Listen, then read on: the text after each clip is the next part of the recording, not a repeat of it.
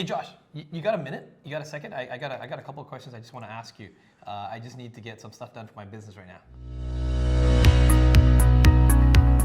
Well, Desmond, you know that these got-a-minute questions are going to be the death of most entrepreneurs, right? You have to learn how to value your time. And that's what this video is all about, right, Josh? That's right. And so it's a little bit hard because this becomes an evolutionary task for a business owner, right? Okay. Usually when you start the business, you don't have enough customers to be busy. Right.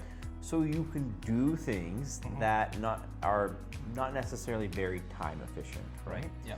And so we have to understand what our time is worth first, right? And we all have 168 hours in a week. We all get 168 hours, right? Yes. Some of us have skills that are $1,000 an hour.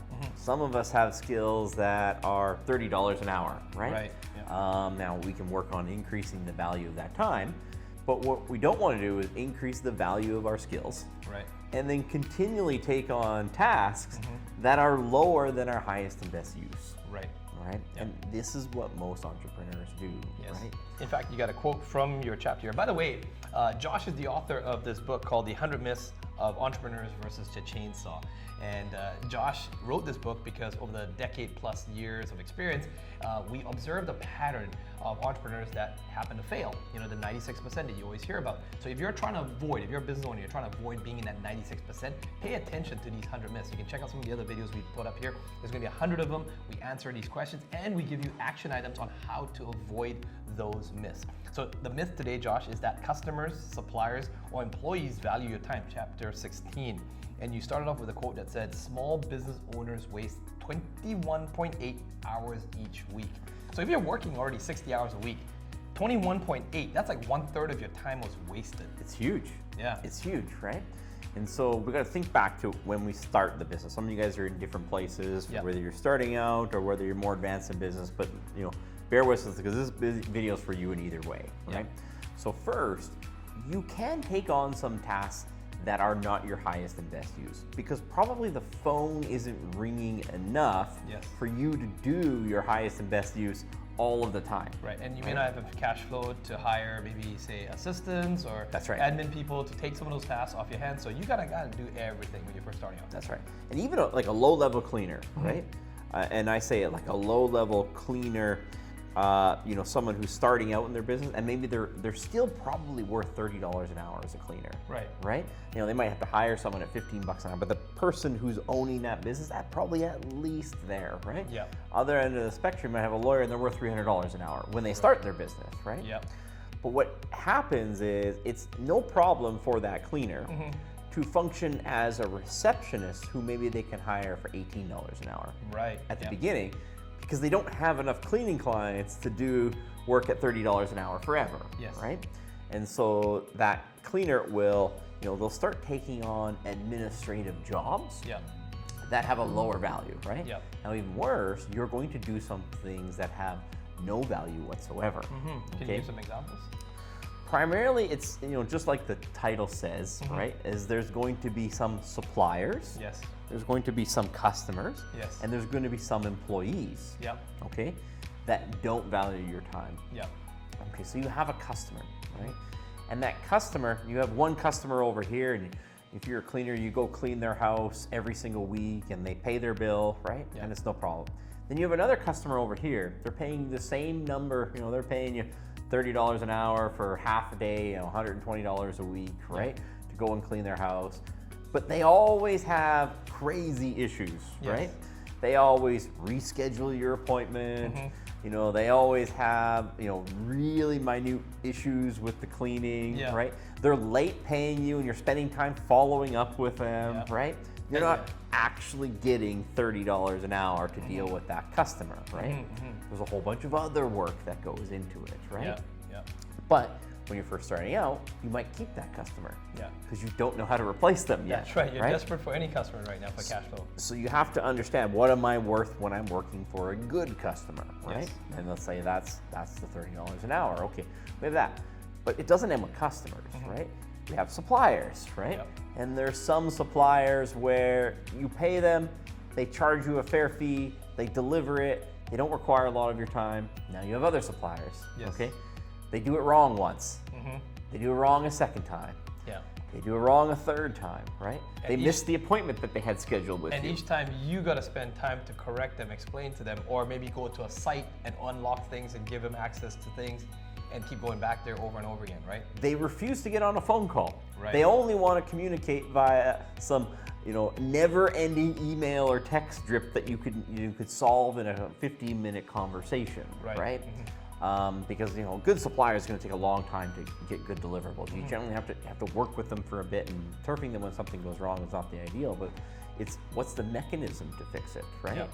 Do you have a meeting time, right? Do you have someone that you can meet with? So, and again, when you're starting your business, you might put up with that supplier because it's the only one you can afford, right? Yep. But as you realize, like, how much more would it cost me to hire a better supplier, right? And if, eventually you're going to be able to afford a better supplier that's more than likely to, get to the answer quicker, right? Yep. They're not going to, you have the suppliers who hound you for payment all the time. They don't have automatic credit card processing set up. They can't bill you, but somehow they want you to drop everything you're doing when they finish something and then suddenly pay you, right? As opposed to sending you net 30 terms or taking off your credit card automatically. Or you have to go to the bank and do a wire transfer for them instead of just doing it by a credit card payment. That's right. And it's like, well, how much did we really save dealing with this supplier, right? Then we got the employees, right? We got the employees where you have to teach them over and over and over and over again, right? And they always need constant reassurance. They always have personal issues that you end up having to talk about over and over and over again, right? And so we have to understand, how much time are we really investing in this employee versus another employee who just knocks it out, comes in, doesn't complain, collects their paycheck, smiles at people, right? So we have to start understanding the value of our time, and it's going to transition as we go throughout your career, right? That same cleaner, they start off in their business, they're only worth $30 an hour, right? But as the business grows, it becomes even different again, because let's say you can hire a cleaner for $18 an hour or $15 an hour, and all of a sudden you charge the customer $30 an hour, you're worth 30, right? Now you're such a proficient cleaner that your highest and best use is not cleaning, your highest and best use is training the other cleaners, right? Now all of a sudden your time might not be $30 an hour, it might be $60 or $90 an hour. Or maybe it is shooting content and putting out content to market more. That one piece of content could bring you in thousands and thousands of dollars. So what's that, that hour or that time blocked out for filming content or marketing content, worth, or going to events, or getting out there and meeting people, right?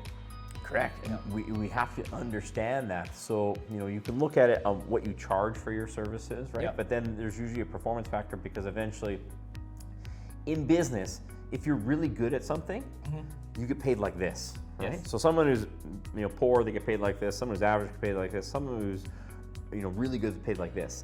Someone who's good at teaching other people to be good gets paid like this. It's wildly different on how much more valuable that person is, right?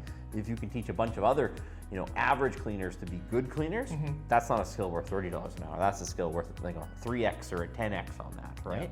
So, you might even need to look at what's your revenue per year and how many hours are you working, right? Because generally the owner is going to be the bottleneck in it. And so you should do that calculation to try to determine what 1 hour is actually worth for you. And then you have to go back and reevaluate.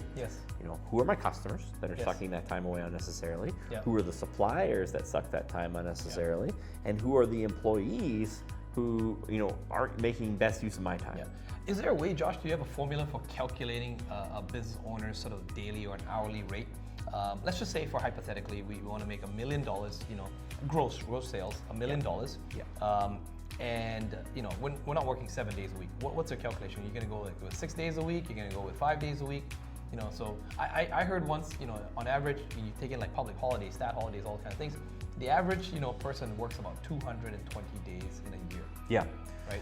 Factoring vacations and that, about 220 days a year. Yeah. I mean, you could go like on an hourly basis. If if you're working 40 hours a week, even it's 2,080 hours, right? Yeah. I would say on a low level, you're worth at least what you bill a customer on an average rate. Now, some of you have flat fees, some of you have hourly rates, but you should be able to calculate it back on what is a good technician in your industry, what can they bill, right? On the high end of the spectrum, you should look at the entire revenue of the corporation divided by the number of hours you work, right? Okay. And you might start getting numbers like $1,000 an hour, right? But that's not false, right? Because the time you spent dealing with that difficult customer, you could have did marketing content to get 10 more customers, right? And so then when you say, let's say for example, you get that $1,000 an hour in your head, it no longer makes sense for you to go change the light bulb, or to run down to Home Depot and pick up something. Correct. Or go to the post office and drop off the mail, or mow the lawn, or wash your car. That's right. Anymore, right? So you're going to have to monitor that from the beginning. In the beginning, it's okay to do things that are even lower than your value because the phone's not ringing enough yet. Yes. Right? But at that point, you got to make sure, am I just mowing my lawn all the time and not making content to get the phone to ring to begin with, right? Do I have enough investment to make the phone ring? Unless you're a landscaper and that's what you do and you're filming yourself mowing the lawn. That's right. That's a good use of your time. That's a good use of your time. Yeah. But for the most part, like we have to look at those. We have to look at those elements and making sure that we're not leaving items on the table. I mean, I see guys and like I don't have time to follow up on the leads, or I can't get to this person, and then they're going home and cleaning their house on a Saturday, taking their Saturday off to reorganize their house. Yeah. I'm like, you're $120 an hour HVAC technician. Like, why are you doing that, right? Now, sometimes you get a personal satisfaction from doing that, right? Yeah, maybe it's thinking time or something, during the time. Most people need to reevaluate because they really actually don't like doing the menial tasks that they're doing. They're just doing it as a habit, and they're doing because somewhere along the line they've been programmed saying you have to do this yourself. Yeah, we watched our mom and dads do it, so we just did it, right? It's like home improvement. And it's like one of the biggest myths out there. There's very few people who should actually spend their time doing home improvement because they're likely not very good at it compared to something else in their life that they're actually probably very, very good at, right? Now, a lot of people work jobs, so they haven't figured out how you can simply work more hours and on a freelance basis and figure that out, right? So if you're on a fixed 40-hour-a-week job, maybe that doesn't make sense. But if you're an entrepreneur and you know how to make the phone ring, well, why wouldn't you just do more of what's your highest and best use? Another thing I see, Josh, is also like say entrepreneurs who are running, internet marketing businesses, and they're trying to do everything. Like they're trying to edit their videos. Now, don't get me wrong. If you're an editor and that's your specialty, you edit videos, great, good for you. But I see like entrepreneurs who might be a coach, or they might have a service, or they're a YouTuber themselves, and they're trying to edit their videos, and that's also not a good use of your time. Now, Josh, in these videos, we always give action steps to the entrepreneurs. So if you're joining us for the first time, do subscribe and comment below. Also, let us know if there are any follow-up questions to this topic you'd like us to answer. Josh and I do personally answer the questions, as well as also if you ask a great question, we may make a future video on it. Josh, what are the action steps on this topic? Let's pull it all together and sum it up. What can the entrepreneur who's just watched this video do in order to get people to value his time or her time better? Take a list of the customers, suppliers, and employees that you think are an unnecessary burden on your time. You're always going to deal with some customers, some employees, some suppliers. This is not it, but we're talking about the suppliers that are extraordinarily hard to deal with, the customers that are harder to deal with, right? The employees that are harder to deal with. And then try to work it backwards on how many extra hours do I spend with these customers as opposed to a normal customer, right? And what is that actually costing me? And now what's my hourly rate in terms of like what does a technician in my industry earn? And then on the high end, how many hours a week, how many hours a year am I working versus what's the revenue of the company divided by the number of hours in a year, right? And somewhere in between there is your highest and best rate. You may want to just rewind that part just to get that formula again, but actually do this exercise. It is very eye-opening and it will help you make decisions on what is time-consuming for you. That's right.